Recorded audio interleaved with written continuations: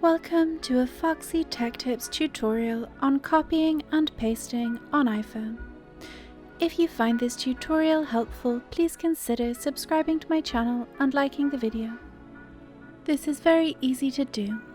Just go to the text that you would like to copy and then double tap on it.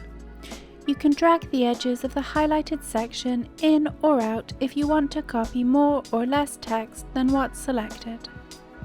Tap on Copy from the options that appear, then navigate over to wherever you would like to paste your text.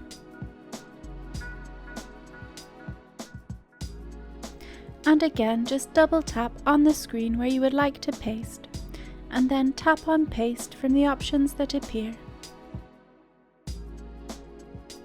There are also shortcuts to copy and paste.